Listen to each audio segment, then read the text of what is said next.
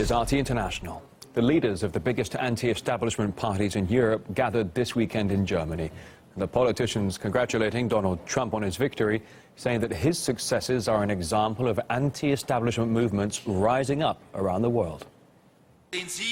We now see that success is possible, and we welcome the success of Donald Trump in America.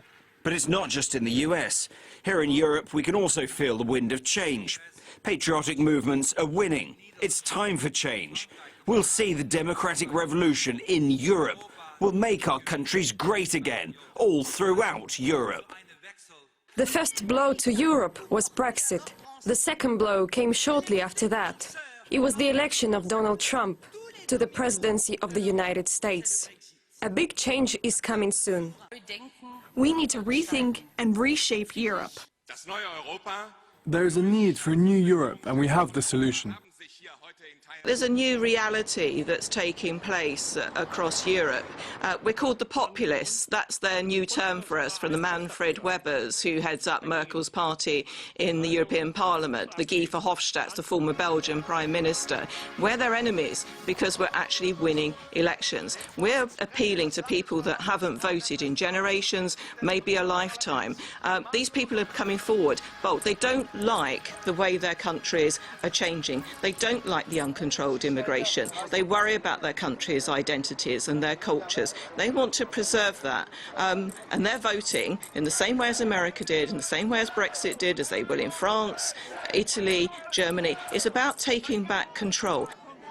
So the financial fat cats of the world have been enjoying their annual break at the summit in Davos, Switzerland, where they talk about the poor people of the world. We'll discuss that story in just a moment.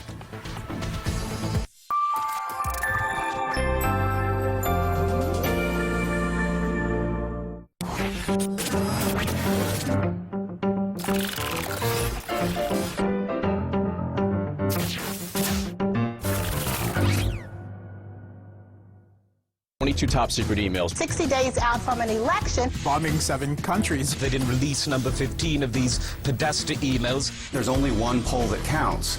Republicans have lost 5 of the last 6 presidential elections. $20 trillion in debt. 7 or 8 rebel groups in Aleppo. 1,000 programs and just one thing: crosstalk rules. When lawmakers manufacture consent instead of public wealth. When the ruling classes protect only themselves. When the financial merry-go-round lifts only the 1% up. It's time to ignore middle-of-the-road signals. Going underground, bringing real news to Britain and the world.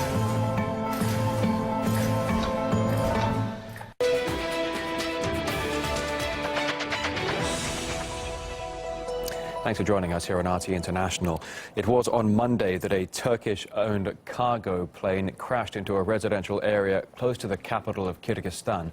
More than 30 people were killed, including children and 4 members of the crew. The cargo jet plowed straight into 30 homes while people were still inside.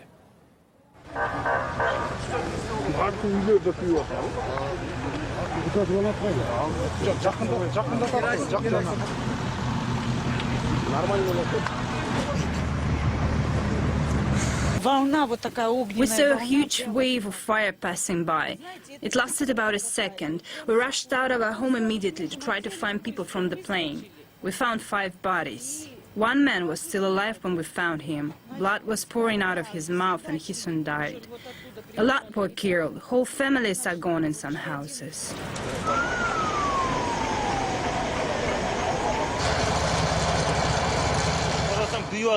Our house wasn't hit, but my mother-in-law and her sister lived nearby. They were buried under the rubble. We had to pull them out. All 5 people who lived in their house died. Many people died here. Whole families were just wiped out in one moment. Half of the village was suddenly gone.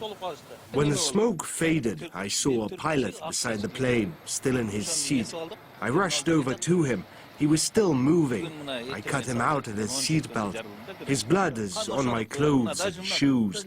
He was just moaning. He didn't say anything. When the ambulance took him, I went to look for others under the wreckage.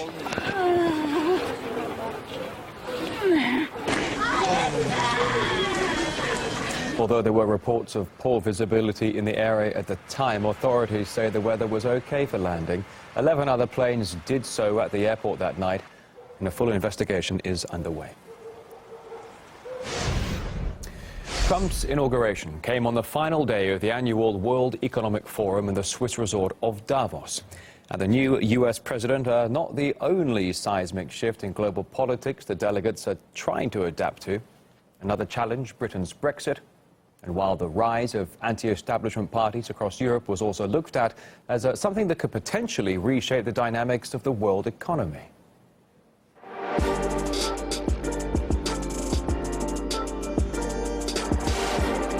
We are also living in a new world. We cannot go back to old policies. We cannot just take recipes which may have worked in the old world, but which will not be appropriate anymore.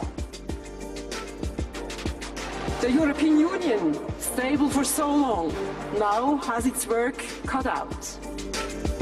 This is a mission of NATO. I thought they won. The Soviet Union's gone. Why are we even talking about this?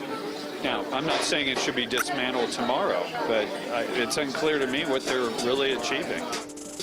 The shift towards anti-establishment sentiment was strongly felt during the whole four-day gathering. The delegates expressing their dissatisfaction with the current state of world affairs. An economic anger, there is a cultural anger which derives from it, there is a social anger. Lack of trust, lack of hope. There is dissatisfaction, mistrust, betrayed elites that people don't like. We have Trump coming there, we have Russia doing something. Populism scares me. Nobody knows what this fellow will do. Nobody knows what's happening. You may agree or disagree with that vision, but that is the challenge that Brexit is posing and that Trump is posing. They have a vision.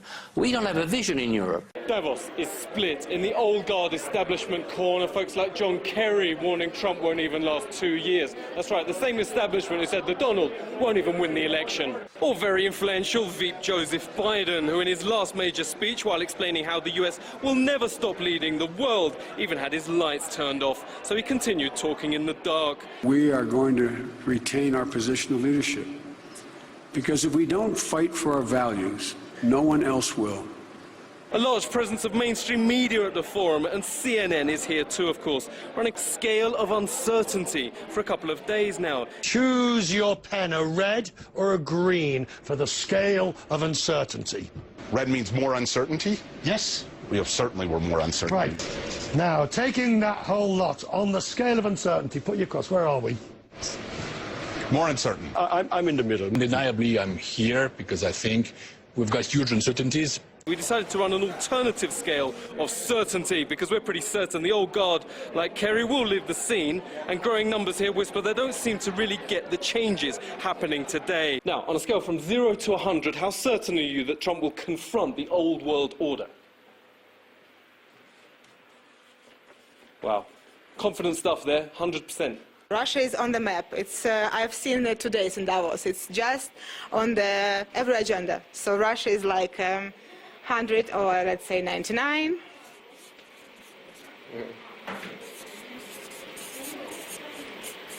Russia.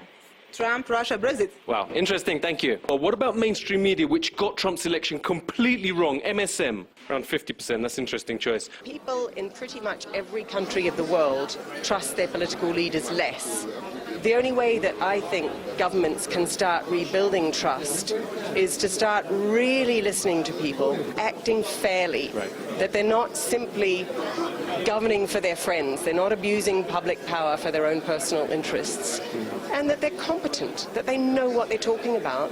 The word which is very often used here, Davos, is uncertainties, because everybody understands the need for change, but what kind of change it should be, that's a big question. Well, delegates in Davos did have the chance to try perhaps a more humbling experience, that of a day in the life of a refugee, a simulation that allows people to apparently see what refugees endure when fleeing conflict.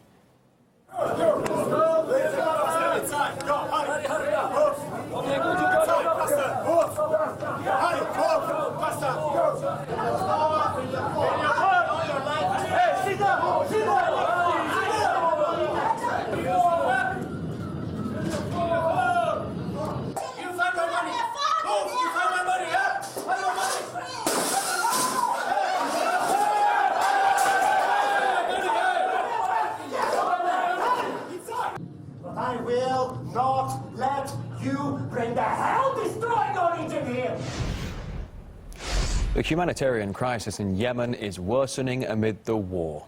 An RT Arabic crew travelled to the province of Hudaydah, where a hospital is struggling with the victims there. I should warn you, the following video contains disturbing images.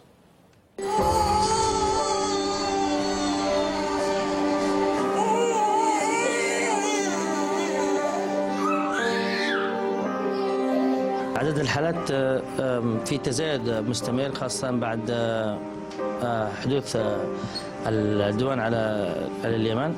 الوجبات الغذائية بالتالي في كثير من العائلات تعتمد على وجبة غذائية واحدة.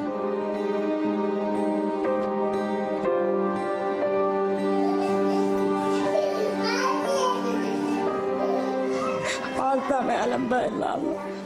أنا أجري من يوم ما انغلق عمري ما قدرت أعدل عليك.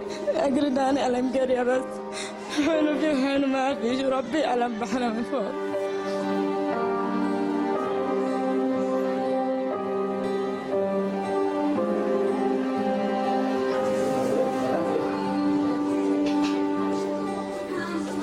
Riyadh's bombing campaign in Yemen has left millions on the brink of famine. And amid accusations of war crimes, the coalition still enjoys support from America and the UK. A Human Rights Watch right now calling for an immediate suspension of arms sales to Saudi Arabia.